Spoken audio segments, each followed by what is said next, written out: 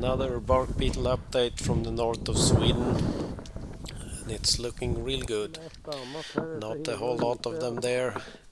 I've been doing some wrenching, a video regarding changing the crankshaft seal on the forwarder will come in the near future, I hope. I'm about to finish that up. But this will be about the Barkbeetles. It's been a couple of weeks since the last cleanup, and this year it looks like there are quite few of them. Last summer they had a bad summer. If you've followed my videos, you know that already. And not a whole lot of them. Here is a log that was left last winter as an indicator, and I like having that so I can see how well they seem to reproduce, and right now there are some tiny larvae there, and this summer has been quite cold and rainy, so the resistance from the trees should be quite good. The wind fallen here, it's doesn't seem to be very affected. There was a little bit of kind of dust where they dig into it, but it doesn't seem they have laid any eggs in this one. But I will keep monitoring this one during the summer also, and I have a few other wind-fallen trees I didn't have time to check on. But it seems to be quite early in their reproductive stage, so it's a long time before any will swarm from this next generation, so I'm not too worried yet.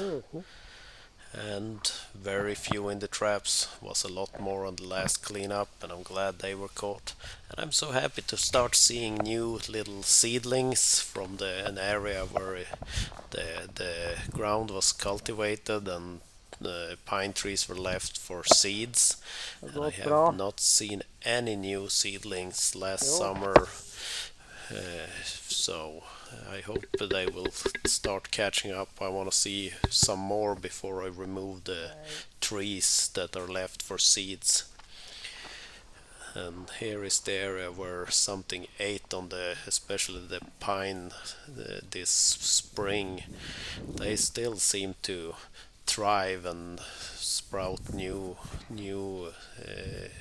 they seem to grow well, but I will get a lot of double trees here, and if it's good to remove the one side of them when you see them, I'm not sure, but I tend to do it.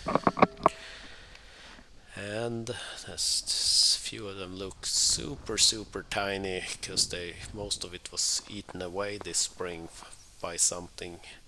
It might be a little too dry for the spruce here, but there are a few spruce mixed into this area also. Here is another ugly looking one because the top was eaten off. But back here in the shade, one looks very healthy. So it's nice to see a few healthy looking ones also, so they are not all bad, so that's good. Back to the Barkbeetles, very few in the traps, very good.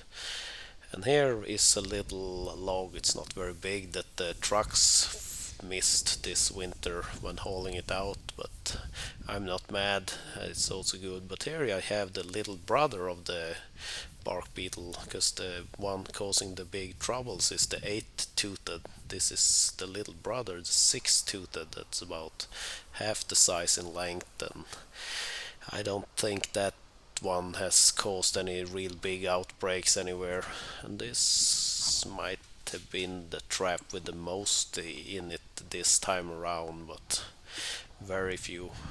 And I also every now and then clean out the traps with a rag with some water to help remove any foul smell. In here you can see there are quite a few of those red ants. They seem to grab hold of the beetles if they can and drag them off. I guess they eat them. So they seem to be an enemy of the Barkbeetle also. Very few. Last few traps are around the house. That's it. Thanks for watching. Have a great day.